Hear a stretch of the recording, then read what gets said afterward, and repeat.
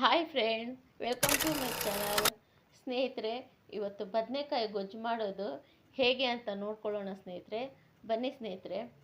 ಮೊದಲಿಗೆ ಸ್ವಲ್ಪ ಎಣ್ಣೆಯನ್ನು ಹಾಕಿ ಅದಕ್ಕೆ ಬದನೆಕಾಯಿಯನ್ನು ಹಾಕಿ ಸ್ವಲ್ಪ ಹಸಿ ವಾಸನೆ ಹೋಗೋವರೆಗೂ ಹುರಿದುಕೊಳ್ಳಿ.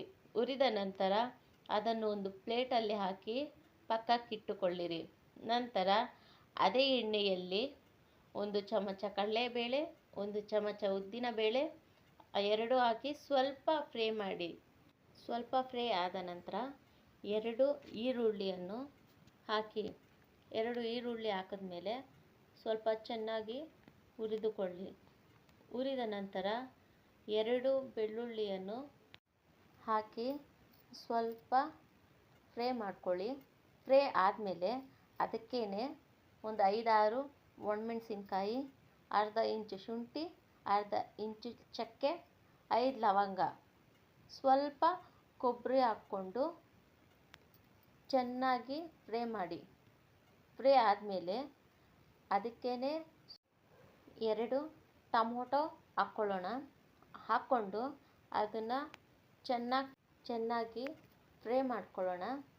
ಆಮೇಲೆ ಅದಕ್ಕೇ ಕೊತ್ತಂಬರಿ, ಪುದೀನ ಇದೆರಡು ಹಾಕಿ ಸ್ವಲ್ಪ ಫ್ರೈ ಮಾಡ್ಕೊಂಡಾದಮೇಲೆ ಅದಕ್ಕೇ 3 ಚಮಚ ಧನಿಯಾ ಪುಡಿ ಹಾಕ್ಕೊಂಡು ಸ್ವಲ್ಪ ಫ್ರೈ ಮಾಡ್ಕೊಂಡಾದಮೇಲೆ ಅದನ್ನು ಸ್ವಲ್ಪ ತಣ್ಣಕ್ಕಾಗಕ್ಕೆ ಬಿಡಿ.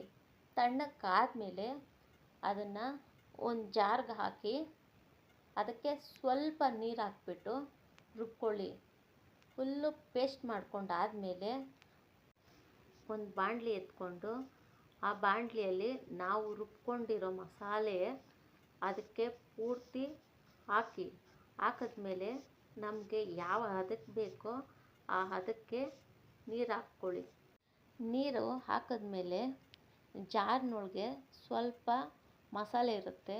ಆ ಜಾರ್ನೊಳಗಡೆ ಸ್ವಲ್ಪ ನೀರು ಹಾಕ್ಕೊಂಡು ಎಲ್ಲ ಬಾಣಲಿಯಲ್ಲಿ ಹಾಕ್ಕೊಂಡಾದ್ಮೇಲೆ ನಮಗೆ ಎಷ್ಟು ಬೇಕೋ ಅಷ್ಟು ನೀರು ಹಾಕ್ಕೊಂಡಾದ್ಮೇಲೆ ಅದಕ್ಕೆ ರುಚಿಗೆ ತಕ್ಕಷ್ಟು ಉಪ್ಪು ಹಾಕ್ಕೊಂಡಾದ್ಮೇಲೆ ನಾವು ಈಗಾಗಲೇ ಬದನೆಕಾಯಿ ಹಸಿ ವಾಸನೆ ಹೋಗೋವರೆಗೂ ಹುರ್ಕೊಂಡಿದ್ವಲ್ವ, ಅದನ್ನ ಬಾಣಲಿಯಲ್ಲಿ ಹಾಕ್ಕೊಂಡು ಮೀಡಿಯಮ್ ಫ್ಲೇಮಲ್ಲಿ ಒಂದು 20-25 ನಿಮಿಷ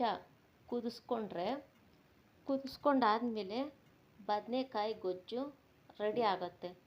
ಬದನೆಕಾಯಿ ಗೊಜ್ಜು ರೆಡಿ ಆದಮೇಲೆ ಅದು ಇನ್ನು ಸ್ವಲ್ಪ ಟೇಸ್ಟ್ ಬರಬೇಕು ಅಂತಂದರೆ ಅದಕ್ಕೆ ಒಗ್ಗರಣೆ ಹಾಕ್ಕೊಳ್ಳೋಣ. ಒಗ್ಗರಣೆ ಹಾಕ್ಕೊಂಡಾದ್ಮೇಲೆ ಬದನೆಕಾಯಿ ಗೊಜ್ಜು ರೆಡಿ ಆಯಿತು. ನಮ್ಮ ಚಾನಲ್ ಇಷ್ಟ ಆದರೆ ಲೈಕ್ ಮಾಡಿ, ಸಬ್ಸ್ಕ್ರೈಬ್ ಮಾಡಿ, ಶೇರ್ ಮಾಡಿ. ಧನ್ಯವಾದ ಸ್ನೇಹಿತರೆ.